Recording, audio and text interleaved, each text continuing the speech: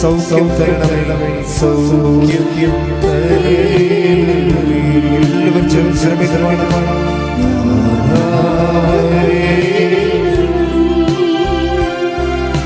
സൗഖ്യം തരണമേ. ഈശോ അണയണമേ, ഈശോ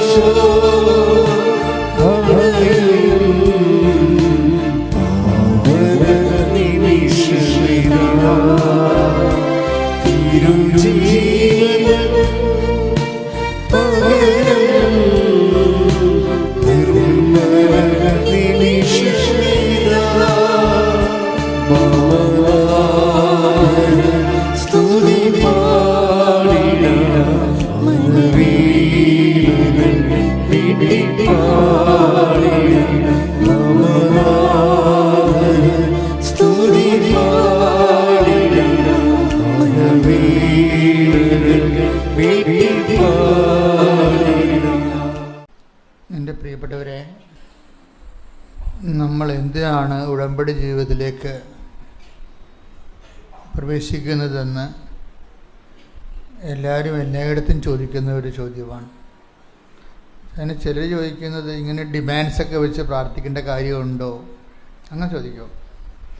കുറേ ജീവിതത്തിൻ്റെ അകത്ത് കുറേ ഡിമാൻഡ്സ്, ഇൻറ്റൻഷൻസ്, നിയോഗങ്ങളൊക്കെ വെച്ച് പ്രാർത്ഥിക്കേണ്ട കാര്യമുണ്ടോ?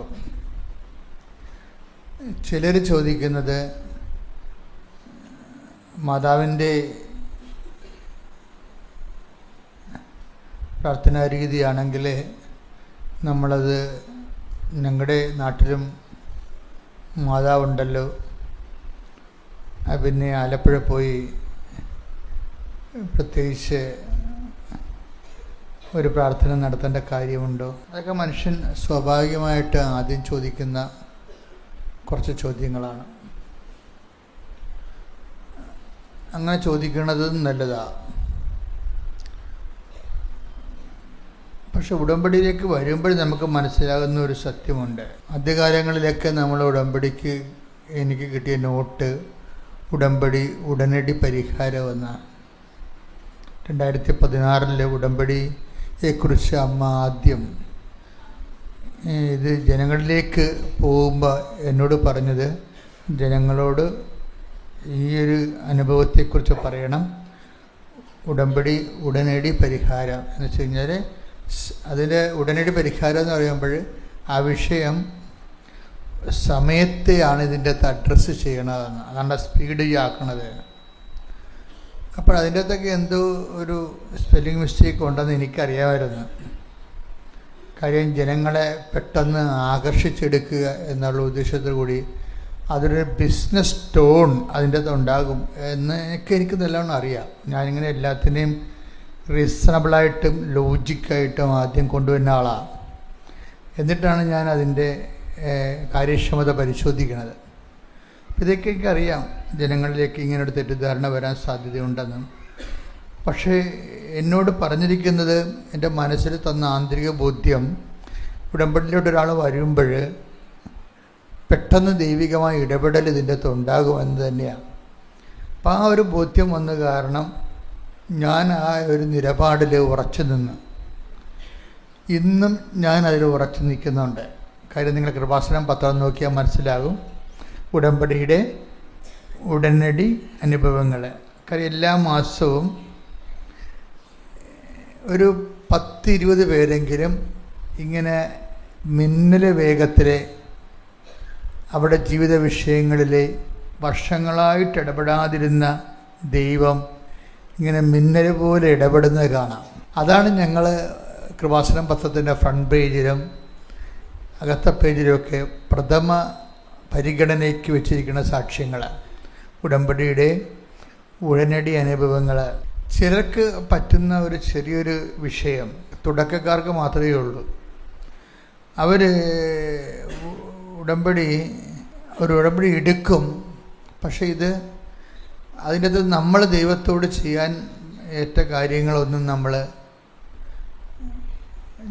ചെയ്യാതെ മാറ്റിവെക്കും. അപ്പം നമ്മൾ പത്രം കൊടുക്കാൻ താമസിക്കും. രോഗികളെ പോയി കണ്ട് സമാശ്വസിപ്പിക്കുകയോ നമ്മുടെ പങ്ക് അവരുമായി പങ്കുവെക്കുകയോ ചെയ്യത്തില്ല. അവർ കുമ്പസാരിക്കാനൊക്കെ താമസിക്കും.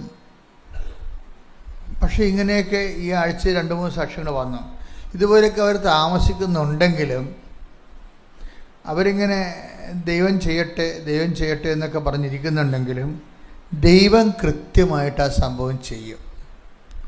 നമ്മളിങ്ങനെ പത്രം കൊടുക്കാതെയും അല്ലെങ്കിൽ അതിൻ്റെ ഉടമ്പടി ജീവിത രീതികൾ അനുസരിച്ച് ലൈഫ് കൺവേർട്ട് ചെയ്യാതെയുമൊക്കെ ഇരുന്നാലും ദൈവം അത് കൃത്യമായിട്ട് ചെയ്യണത് കാണാം. അതിൻ്റെ കാരണം അത് വാഗ്ദാനങ്ങളിലുള്ളതാണ്. ഇത് വെച്ച് നിങ്ങൾ ദൈവത്തെ മുതലെടുക്കാൻ പറയുകയല്ല. ദൈവം അതിൻ്റെ വാഗ്ദാന നടപടി പ്രകാരമേ വാഗ്ദാനം അനുസരിച്ച് പോകത്തുള്ളൂ. സ്കീമുണ്ട് അതിൻ്റെ. എന്താണ് എൻ്റെ സ്കീം? എന്താണ്? നിങ്ങൾ അവിശ്വസ്തരായിരുന്നാലും അവൻ വിശ്വസ്തനായിരിക്കും, അല്ലേ? അതാണ് എൻ്റെ സ്കീം. ഇപ്പം നമ്മൾ അവിശ്വസ്ത കാണിച്ചാലും ദൈവം നമ്മളോട് അതനുസരിച്ച് കാണിക്കത്തില്ല.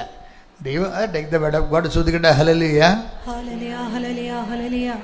യേശുവേ നന്ദി, യേശുവേ സ്തുതി, യേശുവേ ആരാധന, ഹല്ലേലൂയ, ഹല്ലേലൂയ, ഹല്ലേലൂയ, ഹല്ലേലൂയ. യേശുവേ ആരാധന, ആരാധന, ആരാധന. യേശുവേ നന്ദി, മഹത്വം, മഹത്വം. ഹല്ലേലൂയ,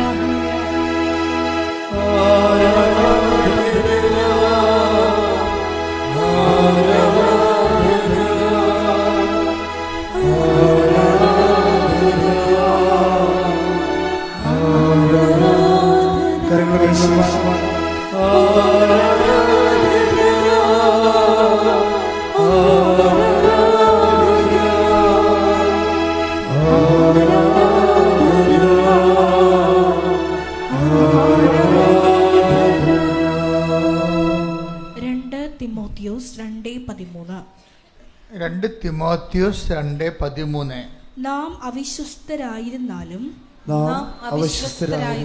അവൻ വിശ്വസ്തനായിരിക്കും. എന്തെന്നാൽ തന്നെ തന്നെ നിഷേധിക്കുക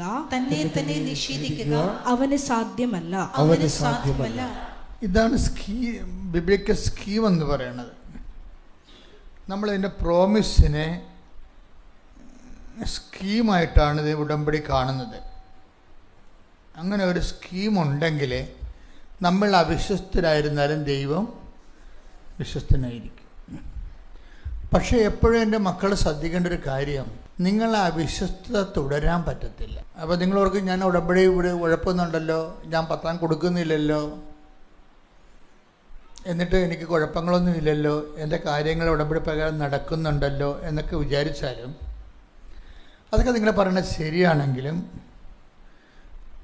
ഉടമ്പടിയുടെ ഒരു പ്രശ്നം, ഉടമ്പടി അതിനെ തന്നെ സേവ് ചെയ്യും.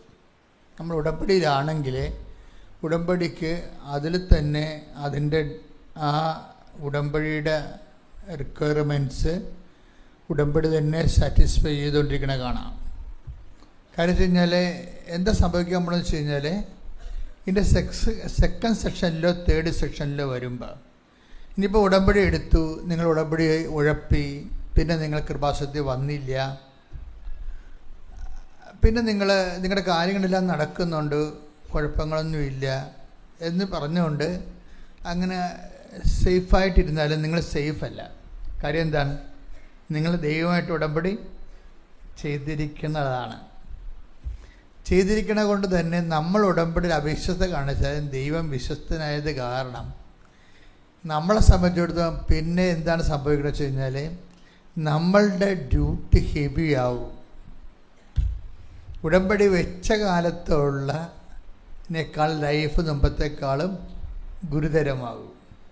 അതെപ്പോഴും നമ്മൾ ശ്രദ്ധിക്കണം. അതായത് നമ്മളിപ്പോൾ ഉടമ്പടി എടുത്തു, ഉടമ്പടി ഉഴപ്പി, പത്രം കൊടുത്തില്ല, കുമ്പസാരിച്ചില്ല, കുർബാന കൂടിയില്ല എന്നൊക്കെ പറഞ്ഞ് തൽക്കാലത്തേക്ക് നമുക്ക് പറയാം, ഉടമ്പടി എന്നാൽ എന്തൊക്കെ കാര്യങ്ങളെല്ലാം ദൈവം ചെയ്ത് തരുന്നുണ്ട്, ഉഴപ്പിയാലും കുഴപ്പമില്ല എന്നൊക്കെ പറഞ്ഞാൽ ഇതിൻ്റെ ഒരു ഫസ്റ്റ് ഫേസ് അങ്ങനെയാണ്. പക്ഷേ ഒരു 3 മാസമോ 6 മാസമോ കഴിയുമ്പോൾ ഈ ആൾക്കാർക്ക് സംഭവിക്കണം എന്താണെന്ന് വെച്ച് കഴിഞ്ഞാൽ അവരുടെ ഉടമ്പടി അവരെടുക്കാൻ വന്നതിനേക്കാളും ഗ്രാവിറ്റിയുള്ള ഗുരുതരമായ പ്രശ്നങ്ങൾ അവിടെ ലൈഫിൽ പിന്നെ വരാൻ തുടങ്ങും. പണ്ട് അവർക്കുണ്ടായിരുന്ന ഭാരങ്ങളെ കൊണ്ട് കഴുത്ത് ഉളുക്കത്തില്ലായിരുന്നു, പിന്നീട് കഴുത്ത് ഉളുക്കുന്ന ഭാരങ്ങൾ വരും. അപ്പോൾ പിന്നെ എന്നാ ചെയ്യുക, അവർ ഭൂരിഭാഗം മനുഷ്യരും തിരിച്ചു വന്ന് ഉടമ്പടി പുതുക്കിയിട്ട്, ഇപ്പോൾ സോഫി എന്ന് പറഞ്ഞൊരു പെൺകുട്ടിയുടെ സാക്ഷിയാണ്. അപ്പോൾ അവൾ ഈ ആഴ്ച ഉള്ളതാണ്. അവളെന്നാ ചെയ്യുന്നത് വെച്ച് കഴിഞ്ഞാൽ ഇതുപോലെ ഉടമ്പടി ഉഴപ്പിയിട്ടും കാര്യങ്ങളെല്ലാം ഭംഗിയായിട്ട് പോകുന്നുണ്ടായിരുന്നു. പിന്നീട് കാര്യങ്ങളെല്ലാം ഉതക്കാൻ തുടങ്ങി, കയ്യിൽ നിന്ന് വിട്ടുപോണ പോലെയായി. അപ്പോൾ അവരെന്നാ ചെയ്ത്, അവൾ 2ാമത് കുമ്പസാരിച്ച് ഉടമ്പടി പുതുക്കിയിട്ട് ഈ പണ്ട് പത്രം കൊണ്ട് വെച്ചിരുന്ന സ്ഥലങ്ങളൊക്കെ ഇവൾ മറന്നുപോയായിരുന്നു. ആ പത്രം കൊടുത്തില്ല, വീടിൻ്റെ അലമാരുടെ മുകളിലും പെട്ടിയിലും അവിടെ ഇവിടെയൊക്കെ പഴയ പത്രങ്ങളങ്ങനെ ഇരിക്കുകയും. എന്നിട്ട് അവസാനം മാതാവ് ഓരോന്നേ കാണിച്ചു കൊടുക്കും. കാര്യം എന്താണ്, അതെല്ലാം കടവല്ലേ. അതാണ് വിഷയം. പത്രം നിങ്ങളുടെ കയ്യിൽ നിന്ന് പോയിട്ട് ആ പത്രം കൊടുക്കാൻ അത് വേറെ വല്ല കടയിലൊക്കെ വല്ലൊക്കെ അറിയാതെ എടുത്ത് ഉടമ്പടി എടുക്കാത്തൊരു വീട്ടിൽ വല്ല ഭ്രാന്തും കാണിച്ച് പോയിട്ടുണ്ടെങ്കിൽ നിങ്ങളുടെ കാര്യത്തിൽ 1-1.5 തീരുമാനം വരുന്നു. പണി വരുന്നുണ്ട് അവറാച്ചാന്ന് പറയത്തല്ലേ, അതുപോലെ. എന്താ കാര്യം, അത് ദൈവത്തെ ആക്ഷേപിച്ചതിന് തുല്യമാണ്. പിന്നെ ഇവർ ഇക്ഷ ഇണ്ണ എന്നൊക്കെ പറഞ്ഞ് വരക്കും. മര്യാദക്കൊന്നും വരക്കണ കാണാം, ഒരു കുഴപ്പമില്ല വരക്കും. അപ്പം അതിന് നിങ്ങൾക്ക് മാർഗമില്ലെങ്കിൽ പിന്നെ ചെയ്യേണ്ടത് ഇരട്ടി പത്രം വാങ്ങിച്ചിട്ട് വീണ്ടും പത്രം പ്രാർത്ഥനയോടെ വിതരണം ചെയ്യുക. അത് തന്നെ ചെയ്യാതെ വേറെ മാർഗമില്ല. അതിന് പകരം ആർക്കെങ്കിലും കാശ് കൊടുത്ത് ആശുപത്രിയിൽ പോയി പൊതിച്ചോറ് കൊടുക്കുന്നൊരു കാര്യമില്ല. എന്താണ് നിങ്ങൾ ഉഴപ്പിയത്, ആ സാധനം പൂർവാധിക ശക്തമായിട്ട് അത് തന്നെ ചെയ്യേണ്ടി വരും. സോഫിയയ്ക്ക് മാതാവ് അവൾ ഒളിച്ചു വെച്ച പത്രങ്ങളെല്ലാം സ്വപ്നത്തിൽ കാണിക്കാൻ തുടങ്ങി. അപ്പം കാര്യം ഒറ്റ നടക്ക് പോകത്തില്ലെന്ന് മനസ്സിലായില്ലേ. അവളുടെ കാര്യങ്ങളെല്ലാം അവൾ വിചാരിക്കുന്നതിനേക്കാൾ സെറ്റായിട്ട് മാതാവ് ചെയ്തു കൊടുക്കും. പക്ഷേ ഉടമ്പടിയുടെ എല്ലാ കാര്യങ്ങളും ചെയ്യിച്ചതിന് ശേഷമാണ് ചെയ്തു കൊടുക്കുന്നത്. എല്ലാ കാര്യങ്ങളും ചെയ്യിച്ചതിന് ശേഷമാണ്. ഞാൻ എപ്പോഴും ഓർക്കും, ഈ ഉടമ്പടി ഓരോരോ കൊല്ലം ചെല്ലുന്തോറും ഇപ്പം നമ്മൾ പറയണത് പലപ്പോഴും കോമൺ പബ്ലിക്കിന് മനസ്സിലാവത്തില്ല. അങ്ങനെ കൃപാസനം അനുഭവിക്കുന്ന ഒരു ആധ്യാത്മിക പ്രതിസന്ധിയാണ്. ഞങ്ങളിവിടുന്ന് പറയണ കാര്യങ്ങൾ കോമൺ പബ്ലിക്കിന് മനസ്സിലാവത്തില്ലെന്ന് വെച്ച് കഴിഞ്ഞാൽ കോമൺ പബ്ലിക്കിന് ഇപ്പോൾ ഈ ദിവസങ്ങളൊരു സാക്ഷ്യം ഉണ്ടായി. ഡോക്ടർ സിസിര പറയണത്, ഇതിൻ്റെ അകത്ത് ഞാൻ ഉടമ്പടി എടുത്തു കഴിഞ്ഞപ്പോൾ അവരൊരു പീഡിയാട്രിക്കാണ്, ശിശുരോഗ വിദഗ്ധയാണ്. അപ്പോൾ അവർ പറയണത് ഇതിൻ്റെ അകത്ത് കുറേ സംഭവങ്ങൾ ലോജിക്കല്ല. ഇപ്പം ഡോക്ടേഴ്സ് എങ്ങനെയാണ് കാണുന്നത്, ഡോക്ടേഴ്സ് ഒരു വിഷയത്തെ കാണുന്നത് സയൻറ്റിഫിക് ഓർ നോട്ടെന്നേ കാണത്തുള്ളൂ. അപ്പോൾ സയൻറ്റിഫിക് അല്ലാത്ത അവരുടെ ബ്രെയിൻ അങ്ങനെ കുറേ നാൾ മെഡിക്കൽ സയൻസ് പഠിച്ചു കഴിഞ്ഞപ്പോൾ, സയൻസ് ബേസിക്കായിട്ട് പഠിച്ചു കഴിഞ്ഞപ്പോൾ അവരുടെ ബ്രെയിനെല്ലാം പ്രത്യേക രീതി ടോണ്ടായി. എന്താണ്, ലോജിക്ക് കൺകർ ചെയ്യാത്ത, റീസൺ കൺകർ ചെയ്യാത്ത, യുക്തിസഹമല്ലാത്ത വിഷയങ്ങളെയെല്ലാം അവർ റിജക്റ്റ് ചെയ്യും. പക്ഷേ എപ്പോഴും നമുക്ക് വരുന്ന വിഷയം യുക്തിസഹമല്ലെന്ന്. നമുക്കിപ്പോൾ ഉപ്പ്, ചിലർ ഉപ്പ് കൊണ്ടുപോയി തളിക്കത്തില്ലേ, എവിടെയാണ് ഈ ഇൻ്റർവ്യൂവിന് പോകുമ്പോൾ വാതിക്കൽ കൊണ്ടുപോയി കൃപാസനം ഉപ്പിട്ട് വിശ്വാസപ്രമാണം ചൊല്ലും.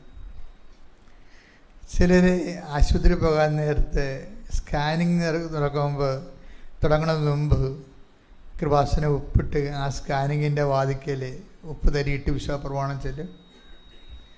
അപ്പോൾ ഇതൊക്കെ സാക്ഷ്യം കേൾക്കുമ്പോൾ കോമൺ പബ്ലിക്കിന്, പുറത്തുള്ള ആൾക്കാർക്ക് ഇത് എന്തോ ഒരു മനുഷ്യനെ പറ്റിക്കൽ പരിപാടിയാണെന്ന് തോന്നുന്നു.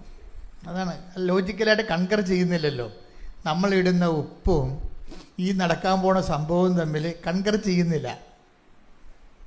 അതുകൊണ്ടാണ് ലോജിക്കലല്ലെന്ന് പറയണത്. ലോജിക്കലല്ല. അപ്പോൾ എപ്പോഴും നമ്മൾ ശ്രദ്ധിക്കേണ്ട കാര്യം, അവസാനം ഈ ഡോക്ടർ ശിശിരയും ഇതിൻ്റെ പകുതി മുക്കാലും ലോജിക്കലല്ല എന്നുള്ള ആശയമാണ് ഉണ്ടായിരുന്നത്. പക്ഷേ ഒരു പ്രോബ്ലം വരണത്, മറ്റുള്ളവർ ഇങ്ങനെ ചെയ്യുമ്പോൾ നമുക്ക് ലോജിക്കൽ അല്ലെന്ന് തോന്നിയാലും when it becomes our own personal affair, നമ്മളുടെ സ്വന്തം കാര്യമായിട്ട് ഒരു വിഷയം വരുമ്പോൾ നമ്മൾ ലോജിക്ക് നോക്കത്തില്ല, സയൻസ് നോക്കത്തില്ല, കാര്യം നടക്കുവാന്നേ നോക്കത്തുള്ളൂ. അതാണ് വിഷയം. നമ്മളുടെ മറ്റുള്ളവരുടെ കാര്യത്തിൽ അവർ ചെയ്യണ ലോജിക്കല്ല എന്നൊക്കെ പറയാം നമുക്ക്. പക്ഷെ നമ്മൾക്ക് സ്വന്തമായിട്ടൊരു വിഷയം ജീവിതത്തിൽ വരുമ്പോൾ നമ്മളെന്താണ് ചെയ്യണത്? എത്രയും വേഗം അതിൽ നിന്ന് രക്ഷപ്പെടാൻ പറ്റുമോ എന്ന് നോക്കത്തുള്ളൂ. അത് ലോജിക്കാണോ സയൻറ്റിഫിക്കാണോ അല്ലല്ല, ലോജിക്കല്ലേ എന്നല്ല മനുഷ്യൻ നോക്കണത്. എന്താ കാര്യം? ലോജിക്കോ സയൻറ്റിഫിക്കോ അല്ലെങ്കിൽ സെൻസിബിളോ ആണോ അല്ലേ എന്നല്ല പ്രശ്നം. രക്ഷപ്പെടുക എന്നുള്ളതാണ് അതിൻ്റെ ലോജിക്കെന്ന് പറയണത്. അതിൻ്റെ ലോജിക്ക് എന്നുള്ളത് രക്ഷപ്പെടുക എന്നുള്ളതാണ്. അപ്പോൾ അവസാനം ഇങ്ങനെ ഇരുന്ന് വെച്ച് ഡോക്ടർ ശിശിരയ്ക്ക് ഒരു വ്യക്തിപരമായ പ്രശ്നം വന്ന് അവരുടെ ആദ്യത്തെ കുഞ്ഞിന് ഒരു സിബ്ലറ്റിനെ കിട്ടാൻ വേണ്ടി പ്രാർത്ഥിച്ച് അവർ രണ്ടാമത്തെ കുഞ്ഞിനെ പ്രഗ്നൻ്റായി. അപ്പോൾ രണ്ടാമത്തെ കുഞ്ഞിനെ പ്രഗ്നൻ്റ് ആയപ്പോൾ അതിന് കുറേ പ്രോബ്ലംസ് വന്നു. ഇവരാരാണ്? ശിശുരോഗ വിദഗ്ധയാണ് അല്ലേ? അപ്പോഴേ ഇവരുടെ കുഞ്ഞിന് പ്രശ്നം വന്നപ്പോഴേ ഈ ലോജിക്ക് അവിടെ നിന്ന് മാറും. അതാണ് എപ്പോഴും നമ്മൾ ശ്രദ്ധിക്കേണ്ടത്. ഇത് ലോജിക്കല്ല എന്ന് പറയുന്ന ആൾക്കാർക്ക് സ്വന്തമായൊരു പ്രശ്നം വരുമ്പോഴാണ് വിശ്വാസം എന്താണ്, ലോജിക്ക് എന്താണെന്ന് വ്യക്തമായിട്ട് മനസ്സിലാകേണ്ടത്. മറ്റുള്ളവരെ നമുക്ക് അത് ലോജിക്കല്ല, റീസണബിൾ അല്ല എന്നൊക്കെ പറയാമെങ്കിലും നമ്മളുടെ ഒരു വിഷയമായി മാറുമ്പോൾ നമ്മളെ ഫേറ്റിനെ നമ്മൾ കൺഫ്രണ്ട് ചെയ്യും. നമ്മുടെ ഫേറ്റിന് നമ്മളുമായിട്ടൊരു അഭിമുഖം വരുന്ന ഒരു സമയത്ത് നമ്മൾ നോക്കുന്നത് അത് ഉപയോഗിക്കുന്ന മെഷർമെൻറ്റ് ലോജിക്കലാണോ നോൺസെൻസ് ആണോ എന്നല്ല പ്രശ്നം. രക്ഷപ്പെടുക എന്നുള്ളതായിരിക്കും അവിടെ ലോജിക്ക്. അപ്പോൾ ഈ കുഞ്ഞിന് വയറ്റിൽ കിടക്കുന്ന ഗർഭസ്ഥ ശിശുവിന് പ്രോബ്ലംസ് ഉണ്ടായി. അപ്പോൾ അങ്ങനെ വന്നപ്പോൾ ഇവരെന്നാ ചെയ്യണത്? ഇവർ നേരെ കൺവേർട്ട് ചെയ്യും. തൽക്കാലം സയൻസിനെ മാറ്റിവെക്കും. അതാണ് വിഷയം. ഇത് എന്ത് ചെയ്യും? അവർ സ്കാൻ ചെയ്യുന്നതിന് മുമ്പ് ഉടമ്പടി തൈലം അടിവയറ്റിൽ കുരിശിട്ട് വിശ്വാസപ്രമാണം ചൊല്ലും. ആ സാക്ഷ്യം കേൾക്കുന്നത് നല്ലതാണ്. ഞാൻ ആ രീതിയിലാണ് ആ സാക്ഷ്യം എടുത്തത്. അപ്പോൾ പിന്നീട് എന്ത് ചെയ്യും? പിന്നീട് പറയും, ഞാൻ സ്കാൻ ചെയ്യുന്നതിന് മുമ്പ് ഞാൻ സ്കാനിങ് മെഷീൻ്റെ അവിടെ കൊണ്ടുപോയി ഉപ്പിട്ടിട്ട് വിശ്വാസപ്രമാണം ചൊല്ലും. അപ്പോൾ കാര്യം പറഞ്ഞാൽ കണ്ടില്ലേ? അപ്പോൾ ടോട്ടലി സയൻറ്റിഫിക് ആൻഡ് ലോജിക്കുമായിട്ട് ഒരു ബ്രെയിൻ ടോൺ ചെയ്താലും എന്നിട്ട് ഇവർ ഈ സാക്ഷ്യം പറഞ്ഞ് അവസാനിപ്പിക്കുമ്പോൾ ശിശിര പറയണത് പല കാര്യങ്ങളും ബിയോണ്ട് സയൻസാണ്. And beyond science there is a power. കാര്യം എന്താണ്? അവർ beyond science there is a power. പല കാര്യങ്ങളും ജീവിതത്തിൽ സംഭവിക്കുന്നത് ബിയോണ്ട് സയൻസാണ്, ശാസ്ത്രാതീതമായിട്ടാണ് സംഭവിക്കുന്നത്. അപ്പോൾ ശാസ്ത്രത്തിനപ്പുറത്ത് ഒരു ശക്തി എല്ലാ മേഖലകളിലും നമ്മളെ നിരീക്ഷിക്കപ്പെടുന്നുണ്ട് ശാസ്ത്രപ്പുറത്ത്. ഇനി ശാസ്ത്രത്തിന് പുറത്ത് ഒരു എല്ലാ വിഷയങ്ങൾക്കും വരുന്ന ഒരു ഫെയ്ത്തിൻ്റെ ഓപ്ഷൻ, വിശ്വാസത്തിൻ്റെ ഒരു സാധ്യത. ഈ വിശ്വാസത്തിൻ്റെ സാധ്യതയുണ്ടെന്ന് പറഞ്ഞാലും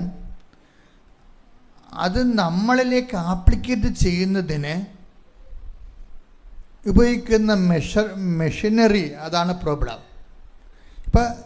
ഇപ്പോൾ ഡോക്ടർ ശിശിര പറയുന്നു beyond science there is a power. Okay, that's okay. എന്നിട്ട് ഈ പവറിന് പക്ഷെ നമ്മളുടെ ഗർഭത്തിൽ കിടക്കുന്ന ഈ കുഞ്ഞിൻ്റെ വൈകല്യങ്ങളിലേക്ക് എങ്ങനെയാണ് ഈ പവറിനെ ആപ്ലിക്കേറ്റ് ചെയ്യണത്? അതിന് ബൈബിൾ ഉപയോഗിക്കുന്ന തിയറി എന്താണത്? Not by merit but by grace. അത് തിരിച്ച് മറച്ചു വിട്ടാൽ എന്താ പറയണത്? Not by logic but by faith. കണ്ടാ, അപ്പോൾ ലോജിക്ക് ഇല്ല ഇവിടെ. ജീവിതത്തിൽ not by merit but by grace എന്ന് നമ്മൾ പറയുന്നു അല്ലേ? അതാണ് ഇതിൻ്റെ ഈ ഉടമ്പടിയുടെ ബേസിക് പ്രിൻസിപ്പിൾ. അതെന്താണ്? അത് പഴയ നിയമവും പുതിയ നിയമവും കൺകർ ചെയ്യുന്ന ഒരു ഫോർമുലയാണ്. പുതിയ ആൾക്കാരൊക്കെ അത് കേൾക്കണം. പണ്ടൊക്കെ ഞാൻ എപ്പോഴും പറയുമായിരുന്നു, take the word of God, സ്തുതിക്കട്ടെ, hallelujah, hallelujah, hallelujah, hallelujah, hallelujah. Ephesus 2:8 ഏറ്റു പറഞ്ഞു. എഫേസ്യൂസ് 2:8. എഫേസ്യൂസ് എന്ന് പറയുമ്പോൾ വിശുദ്ധ പൗലോസ് അപ്പോസ്തലൻ എഴുതിയ ലേഖനമാണ്. എഫേസ്യൂസ് സഭയ്ക്ക് എഴുതിയ ലേഖനം, 2-ാം അധ്യായം 8-ാം വാക്യം. വിശ്വാസം വഴി ഏറ്റു പറഞ്ഞു. കൃപയാലാണ് നിങ്ങൾ രക്ഷിക്കപ്പെട്ടത്. അത് നിങ്ങൾ നേടിയെടുത്തതല്ല, ദൈവത്തിന്റെ ദാനമാണ്. അതായത് ആർജിതമല്ല, അനുഗ്രഹമാണെന്ന് പറയത്തില്ലേ? അപ്പം നമ്മളുടെ ഈ ലോകത്തുള്ള എല്ലാ വിഷയങ്ങൾക്കും രണ്ടായിട്ട് തിരിക്കും നമ്മൾ. എന്താണ് ആർജിതം എന്ന് വെച്ചാൽ ആർജിതം നമ്മൾ നേടിയെടുത്തത്, പിന്നെ അനുഗ്രഹപ്രകാരം ചില കാര്യങ്ങൾ നേടിയെടുക്കാൻ നമുക്ക് പറ്റത്തില്ല. അതാണ് എൻ്റെ വിഷയം. ചില കാര്യങ്ങൾ നേടിയെടുക്കാൻ പറ്റത്തില്ല. അപ്പം നേടിയെടുക്കാൻ പറ്റാതെ വരുമ്പോൾ പിന്നെയുള്ള മാർഗം എന്താണ്? പ്രാർത്ഥനയല്ല, പ്രഖ്യാപനമാണ്. പറഞ്ഞ മനസ്സിലായില്ലേ? ആ പ്രഖ്യാപനം തന്നെ. ഇപ്പം പ്രാർത്ഥന, പ്രഖ്യാപനം, പ്രയോഗം. വിശ്വാസം നമുക്ക് ദൈവത്തിനത് സാധ്യമാണെന്ന് പറയുമ്പോഴും ഈ ദൈവത്തിന് ഡോക്ടർ ശിശുയുടെ ഉദരത്തിൽ കിടക്കുന്ന കുഞ്ഞിൻ്റെ വൈകല്യങ്ങളിലേക്ക് ആപ്ലിക്കേറ്റ് ചെയ്യണമെന്നുണ്ടെങ്കിൽ 3 തരം മിഷനറിയാണ് ഉപയോഗിക്കുന്നത്. ഒന്നെന്താണ്? പ്രെയർ. രണ്ടാമത്തത് എന്താണ്? പ്രഖ്യാപനം. മൂന്നാമത്തത് എന്താണ്? പ്രയോഗം. സാധാരണ ക്രിസ്ത്യാനികളും അല്ലെങ്കിൽ ആത്മീയ മേഖലയിലും ദൈവത്തിൻ്റെ കൂടെയൊക്കെ ജീവിക്കുന്ന ആൾക്കാരും ആത്മീയമായിട്ടൊക്കെ കാര്യങ്ങൾ സമീപിക്കുന്നവരും പകുതി മുക്കാലും ഉപയോഗിക്കുന്നത് പ്രാർത്ഥനയാണ് ഉപയോഗിക്കുന്നത്, സാധാരണ ഉപയോഗിക്കുന്നത്. പ്രാർത്ഥനയ്ക്ക് ഉണ്ടാകുന്ന ഒരു പ്രോബ്ലം എന്ന് പറയണത് എന്താണ്? എൻ്റെ പ്രോബ്ലം, യഥാർത്ഥ പ്രോബ്ലം അതിൻ്റെ അകത്ത് ഇൻവെസ്റ്റ്മെൻറ്റ്, ലോ ഇൻവെസ്റ്റ്മെൻറ്റാണ്. അതാണ് ഏറ്റവും പ്രശ്നം. Low investment. പ്രാർത്ഥനയുടെ ഒരു പരാധീനത എന്ന് പറയുന്നത് ലോ ഇൻവെസ്റ്റ്മെൻറ്റാണ്. അതായത് താഴ്ന്ന നിലവാരത്തിലുള്ള നിക്ഷേപം. എന്താ താഴ്ന്ന നിലവാരത്തിലുള്ള നിക്ഷേപം എന്ന് പറയണത്? നമുക്ക് പ്രാർത്ഥനയ്ക്ക് മുതൽ മുടക്കൊന്നും ഇല്ലല്ലോ. എന്ത് ചെയ്യണം? നമ്മളിരുന്നുകൊണ്ട് ചിലർക്ക് കർണക്കൊന്ത ചെല്ലും. അത് മടിച്ചുകൾ മാത്രമേ കർണക്കൊന്ത ചെല്ലത്തുള്ളൂ. ജപമാലയെക്കുറിച്ചൊക്കെ ആഴമായ ബോധ്യങ്ങളില്ലാത്തവരാണ് സബ്സ്റ്റിറ്റ്യൂട്ട് ചെയ്യണത്. കർണക്കൊന്ത സഭയുടേതാണ്, അതിനകത്ത് തെറ്റൊന്നുമില്ല. പക്ഷേ അതേസമയം തന്നെ എപ്പോഴും ഓർക്കേണ്ടത് രക്ഷാകര ദിവ്യരഹസ്യങ്ങൾ അടിമുടി നിറഞ്ഞു നിൽക്കുന്ന കാലത്തിലൂടെ പ്രയോഗിച്ച് യുദ്ധങ്ങൾ ജയിച്ച പരിശുദ്ധ ജപമാല നമ്മുടെ കയ്യിൽ ഇരിക്കുമ്പോൾ ബുദ്ധിയും ബോധമുള്ളവർ വേറെ അത് ഉപയോഗിച്ചിട്ട് മാത്രമേ മറ്റുള്ള അതിനേക്കാൾ ഇതുവരെ പ്രൂവൺ ചെയ്യാത്ത വിഷയങ്ങൾ ഉപയോഗിക്കത്തുള്ളൂ. ഇതൊക്കെ പ്രൂവ് ചെയ്യണ. ഇപ്പം കണ്ണക്കൊന്തൊക്കെ തുടങ്ങിയിട്ട് എത്ര കൊല്ലമായി? 50 കൊല്ലം പോലും ആയില്ല. അതൊക്കെ പ്രൂവ് ചെയ്തിട്ടില്ലല്ലോ. അതിൻ്റെ വിശ്വാസ രാക്ഷസന്മാരൊക്കെ വരുമ്പോൾ പ്രൂവ് ചെയ്യാമായിരിക്കും. പക്ഷേ കണ്ടൻറ്റ് വൈസ് എപ്പോഴും എങ്ങനെയാണ്? കൃപാസനം എപ്പോഴും പ്രൊമോട്ട് ചെയ്യണത് എന്താണ്? ജപമാല മാത്രമേ പ്രൊമോട്ട് ചെയ്യത്തുള്ളൂ, വേറെ ഒരു സാധനം പ്രൊമോട്ട് ചെയ്യത്തില്ല. അതിൻ്റെ കാരണമെന്ന് പറയണത് മറ്റേ തെറ്റാണെന്നല്ല പറയുകയല്ല, അത് സഭ അംഗീകരിച്ചതാണ്. പക്ഷേ മിഷനറിയുടെ പവർഫുൾനെസ് വ്യത്യാസമുണ്ട്. രക്ഷാകര സംഭവങ്ങളെ അഷാദ രഹസ്യം മുതൽ ഭൂസ്വലോകം രാജ്ഞിയായിട്ട് മുടിതിരിപ്പിക്കപ്പെട്ടതിനെക്കുറിച്ച് ധ്യാനിക്കുമ്പോൾ മാതാവിനെക്കുറിച്ചല്ല ധ്യാനിക്കുന്നത്. സമ്പൂർണ്ണ ബൈബിളാണ് നമ്മൾ ധ്യാനിക്കുന്നത്. രക്ഷാകര സംഭവങ്ങൾ അതിൻ്റെ വിശ്വാസ പ്രഖ്യാപനങ്ങളാണ്. അത് ഇത്തിരി പാടുവാണ് ശരിക്കും പറഞ്ഞ്, അതല്ല ശരിക്കും പാടുവാണ്. അപ്പം കൃപാസനം മിനിസ്ട്രിയുമായിട്ട് നിൽക്കുന്ന ആൾക്കാർ എപ്പോഴും നമ്മൾ ശ്രദ്ധിക്കേണ്ട ഇതാണ്, ജപമാല ട്രെയിൻ ചെയ്യാൻ പറ്റുന്നില്ലെങ്കിൽ പിന്നെ അച്ഛന് വേറെ ഒരു ഓപ്ഷൻ തരാനില്ല. കാരണം ജപമാലയെ സബ്സ്റ്റിറ്റ്യൂട്ട് ചെയ്ത് കഴിഞ്ഞാൽ അത് മാറ്റി നിർത്തിയിട്ട് ലളിതമായ എന്തെങ്കിലും ലഘുരൂപങ്ങളൊക്കെ എടുത്തു കഴിഞ്ഞാലുള്ള കുഴപ്പം, അതിൻ്റെ ഒരു റിസൾട്ട് അതിന് ആനുപാതികമായിരിക്കും. ഇപ്പം ജപമാലക്കാണെങ്കിൽ യുദ്ധങ്ങൾ ജയിച്ച ചരിത്രമുണ്ട്, ജനലക്ഷങ്ങളെ മാനസാന്തരപ്പെടുത്തിയ തലമുറകളെ അതിജീവിപ്പിച്ച ചരിത്രമുണ്ട്. അത്രയും വലിയ മിഷണറി ചരിത്രത്തിൽ നിൽക്കുമ്പോൾ തന്നെ അത് മാറ്റിവെച്ചിട്ട് കരുണയായിരിക്കണമേ കരുണയായിരിക്കണമെന്ന് മാത്രം ഇങ്ങനെ 100 പ്രാവശ്യം പറഞ്ഞുകൊണ്ടിരുന്നു കഴിഞ്ഞാൽ അത് വരുന്നത് ബിഗിനേഴ്സിന് കുഴപ്പമില്ല. പക്ഷേ ജപമാലയെ സബ്സ്റ്റിറ്റ്യൂട്ട് ചെയ്യരുതൊരിക്കലും. ഇതിൻ്റെ പേരിൽ ജപമാലയെ സബ്സ്റ്റിറ്റ്യൂട്ട് ചെയ്തത് പലരുടെയും ആധ്യാത്മിക തകർച്ചയ്ക്ക് കാരണമായിട്ടുണ്ട്. കാര്യം നിങ്ങളിത് കളയാതെ തന്നെ ജപമാല അതിൻ്റെ ചൈതന്യത്തിൽ ജീവിച്ചുകൊണ്ട് തന്നെ മറ്റുള്ള കർണക്കൊന്ത പോലുള്ള ചെല്ലേണ്ടതായിരുന്നു. അത് വളരെ സീരിയസ് ആയിട്ട് പറയണതാണത്, വളരെ സീരിയസ് ആയിട്ട്. കാര്യം ഈ കാലഘട്ടങ്ങളിൽ ഇതുപോലെയുള്ള പല വിഷയങ്ങളുള്ളത് കൊണ്ട് തന്നെയാണ് മാതാവ് ഇങ്ങനെ ഒരു സെൻറ്റർ തന്നെ തുടങ്ങി ലോകം മുഴുവൻ എത്ര പെട്ടെന്നാണ് കൃപാസനത്തിൻ്റെ ആധ്യാത്മികത ജനലക്ഷങ്ങൾ ഫലം കണ്ട് തുടങ്ങിയത്. അതെപ്പോഴും നമ്മൾ ശ്രദ്ധിക്കണം. അതെന്തുകൊണ്ടാണ്? ആൾക്കാരെ സാധാരണ പ്രാർത്ഥനകളെക്കാളും ജനങ്ങൾ പ്രഖ്യാപനത്തിലേക്ക് വന്നു, പ്രഖ്യാപനത്തെക്കാളും ജനങ്ങൾ പ്രയോഗത്തിലേക്ക് വന്നു. അതുകൊണ്ടാണ് അത്രയും വ്യത്യാസം വന്നത്. അപ്പോൾ നമ്മൾ ഓരോ കാര്യം, ഇപ്പം നിങ്ങളുടെ കയ്യിൽ ഇരിക്കുന്നത് ഉടമ്പടി തൈലമുണ്ട്, ഉടമ്പടി ഉപ്പുണ്ട്, അതൊക്കെ എന്താണ് ശരിക്കും പറഞ്ഞാൽ വിശ്വാസ പ്രയോഗങ്ങളാണ്. വിശ്വാസത്തെ ഇപ്പോൾ സിസ്റ്റർ എന്നാ പറയണത്, അവരുടെ ഡെലിവറിക്ക് മുമ്പും അവർ ഉദരത്തിൽ ഉടമ്പടി തൈലം കൊണ്ട് കുരിശ് വരച്ചിട്ടാണ് വിശ്വാസപ്രമാണം ചിലപ്പോൾ നമ്മളെപ്പോഴും ചെയ്യുമ്പോൾ ഉപ്പ് തളിച്ചാലും ഉടമ്പടി തൈലം ധരിച്ചാലും അതിങ്ങനെ വെറുതെ ഇങ്ങനെ തൂത്ത് വെക്കണമല്ല പ്രശ്നം. അത് പ്രയോഗവിധിയാണ്. അത് പ്രയോഗവിധി ആയതുകൊണ്ട് എന്താ ചെയ്യേണ്ടത്? അതിനെ സാധൂകരിക്കുന്ന രീതിയിലുള്ള വിശ്വാസ പ്രഖ്യാപനങ്ങളുണ്ട്. അതെന്താണ്? ഒരു പ്രഖ്യാപനത്തോടു കൂടി ഒരു വിഷയം പ്രയോഗിക്കുമ്പോഴാണ് അതിൻ്റെ ഫലം നമുക്ക് അനുഭവവേദ്യമാകുന്നത്. അതുകൊണ്ടാണ് നമ്മൾ വിശ്വാസ പ്രമാണം തെറ്റിക്കാച്ചല്ലോ എന്ന് അച്ഛൻ എപ്പോഴും പറയും.